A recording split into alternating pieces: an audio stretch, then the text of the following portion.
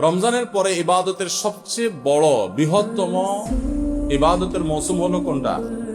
জিলহজের প্রথম 10টা দিন। এই 10টা দিনের মর্যাদা, এই 10টা দিনের ফজিলত, এই 10টা দিনের মাহাত্ম্য আমাদের দেশে বেশিরভাগ মানুষ জানেন না। অথচ রমজানের মর্যাদা মাশাআল্লাহ আমরা কম বেশি সবাই জানি। রমজান মাসে আমাদের দেশে আলহামদুলিল্লাহ সাধারণ মানুষ যারা একেবারে দিন থেকে খুব বেশি যে দিনের খুব কাছে থাকেন তা না, দিন থেকে দূরে অনেক, তারাও রমজান মাস আসলে আলহামদুলিল্লাহ কিছু না কিছু ইবাদতের চেষ্টা করেন। তার মানে আলহামদুলিল্লাহ রমজান মাস ইবাদতের মৌসুম হওয়ার বিষয়টা এস্টাবলিশড। কিন্তু রমজান মাসের পরে ইবাদতের যে দ্বিতীয় বৃহত্তম মৌসুম আছে জিলহজের প্রথম 10 দিন, এই দিনগুলো, এই 10টা দিনও যে ইবাদতের বিরাট বড় মৌসুম, অনেক ফজিলতপূর্ণ সময়, এই সম্পর্কে আমাদের সমাজে খুব বেশি আলোচনা বা জানাশোনা নাই বললেই চলে।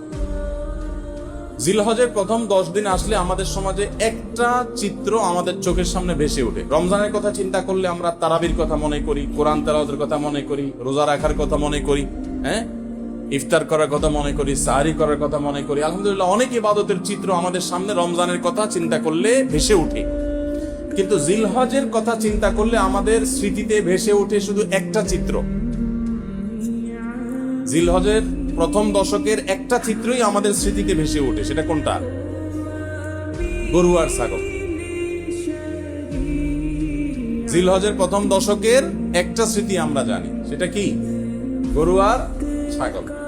রাস্তাঘাটে, বাজারে, গ্যারেজে, ঘরবাড়িতে, সব জায়গায় শুধু গরু আর ছাগল। জিলহজের প্রথম দশক মানে কি শুধু গরু আর ছাগল? ভাইরা আমার, এই হারিয়ে যাওয়া বিলুপ্ত প্রায় ইবাদতের এই মৌসুমের ধারণাকে পুনর্জীবন দান করা সময়ের অপরিহার্য একটা দাবি। মুসলিম মিল্লাত আমরা ভুলে গেছি।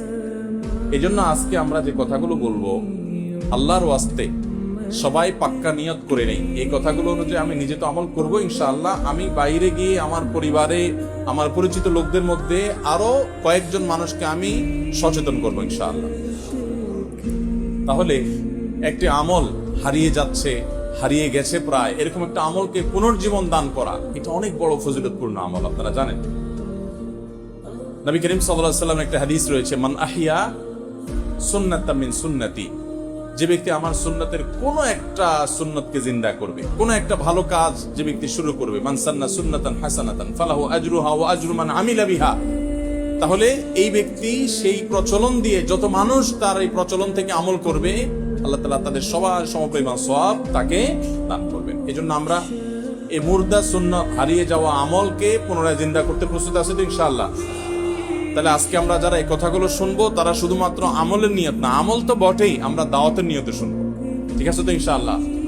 এবং জিলহজের এই প্রথম দশক পর্যন্ত আরো যে দিনগুলো আছে, এই দিনগুলোতে প্রায় 20 দিন সময় আছে। এই 20 দিন সময়, পুরো সময় জুড়ে আমরা অন্যদেরকে সচেতন করব, সতর্ক করবো। আসুন্নাহ ফাউন্ডেশন থেকে আমরা একটা লিফলেট তৈরি করেছি, ছোট্ট A4 সাইজের অর্ধেক, একবারে ছোট্ট একটা লিফলেট আমরা তৈরি করেছি।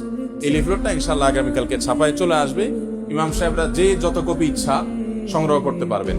এখানে জিলহজের প্রথম দশকের কিছু তাৎপর্য আর 11টি করণীয় কোরআন এবং সুন্নাহর আলোকে এগুলো দেওয়া আছে। এগুলো ঘরে ঘরে পৌঁছায় দেন, মানুষের পৌঁছায় দেন এবং আমলের জন্য উৎসাহিত করেন, উদ্বুদ্ধ করেন। ইনশাআল্লাহ আমরা রমাদানের মতো জিলহজের প্রথম দশকেও ইবাদতের যে একটা মৌসুম আছে, সেই ধারণাটা সমাজে প্রতিষ্ঠিত করতে পারবো ইনশাআল্লাহ। আরবে যারা ছিলেন বা আরবের পরিবেশ সম্পর্কে যারা জানেন তারা বলতে পারবেন, বিশেষ করে সৌদি আরবের যে এনভায়রনমেন্ট এবং পরিবেশ, মহল্লা, বাসা, বাড়ি, সেখানে অলিতে গলিতে গেলে বোঝা যায় জিলহজের প্রথম দশক চলতেছে। মার্কেটে গেলে বোঝা যায় জিলহজের প্রথম দশক চলছে। সব জায়গায় তাকবীরের ধ্বনি শোনা যায়, আল্লাহু আকবার, আল্লাহু আকবার, লা ইলাহা ইল্লাল্লাহ, আল্লাহু আকবার, আল্লাহু আকবার, লিল্লাহিল হামদ। বিভিন্ন বাসা বাড়ির গেইটে ছোট্ট ডিভাইস রেখে দেয়। এই ডিভাইসে আপনার ছোট সাউন্ড বক্সে মৃদু ভলিউমে এই তাকবীরগুলো সুললিত কণ্ঠে বাজতে থাকে। পথচারী যারা যায় তারা এটা শুনে তাদের মনে হয় তারা পড়া শুরু করে দেয়।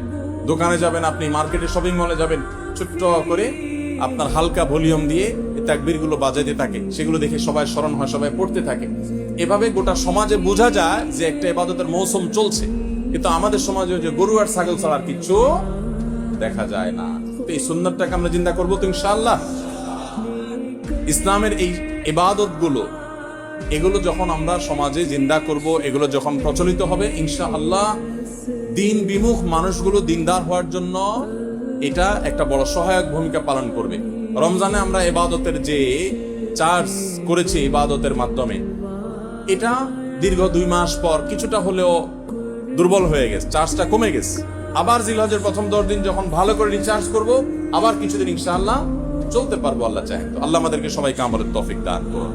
ভাইরা আমার, কোরআনে কারিমে আল্লাহ রাব্বুল আলামিন সূরা ফাজর, কোরআনে কারিমে 30 নম্বর সূরা একটা সূরা হলো, সূরাগুলো একটা সূরা হলো সূরাতুল ফজর। এই সূরাতুল ফজরের মধ্যে আল্লাহ তাআলা বলেছেন ওয়াল ফজরি ওয়া লায়ালিন আশর, ফজরের শপথ। ফজর মানে কি? ফজরের নামাজ, সকাল।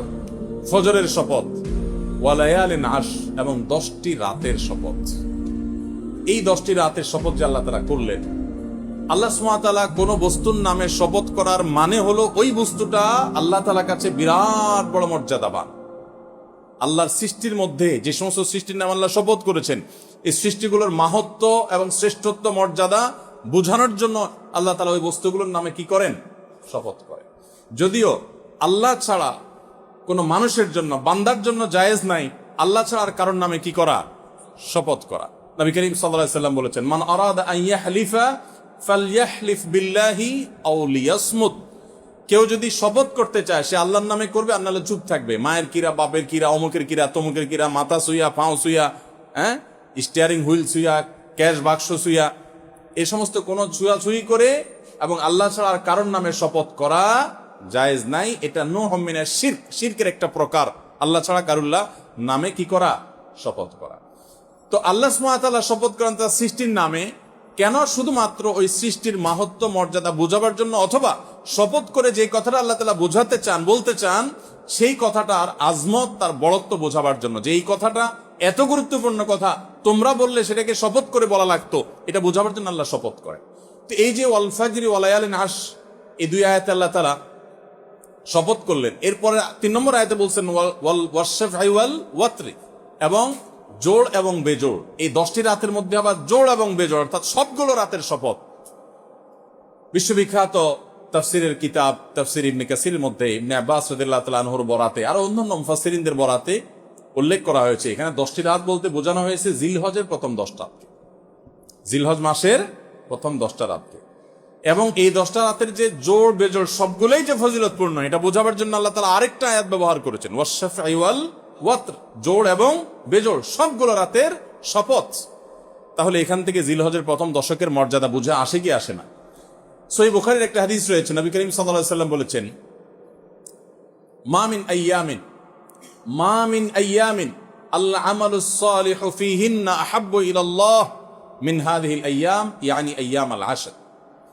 জিলহজের প্রথম 10 দিনের আমল, ইবাদত, নেকামল, ভালো কাজ, এটা আল্লাহর কাছে এত প্রিয়, অন্য কোন সময়ের আমল ইবাদত, অন্য কোন দিনের আমল ইবাদত আল্লাহর কাছে এত প্রিয় না।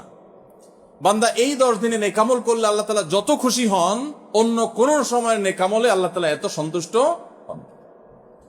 জিজ্ঞাসা করা হলো, কিলা ওয়ালাল জিহাদ ইয়া রাসূলুল্লাহ।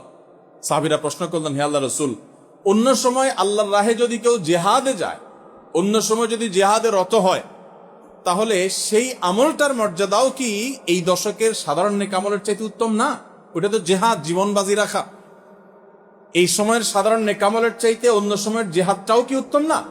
নবী সাল্লাল্লাহু আলাইহি ওয়াসাল্লাম বলেছেন, ওয়ালাল জিহাদু ফি সাবিলিল্লাহ, অন্য সময়ের জিহাদও এই সময়ের সাধারণ নেকামলের চাইতে উত্তম না, ইল্লা, তবে অন্য সময়ের জিহাদ যদি কেউ এই পর্যায়ে করে যে তিনি তার জান মাল সবকিছু নিয়ে জিহাদে গেছেন, কিন্তু কিছু নিয়েই ফিরে আসতে পারেন না, সব আল্লাহর রাহে কোরবানি করে দিয়েছেন, এই লোকের কথা ভিন্ন, তার মর্যাদা সবকিছুর উপরে।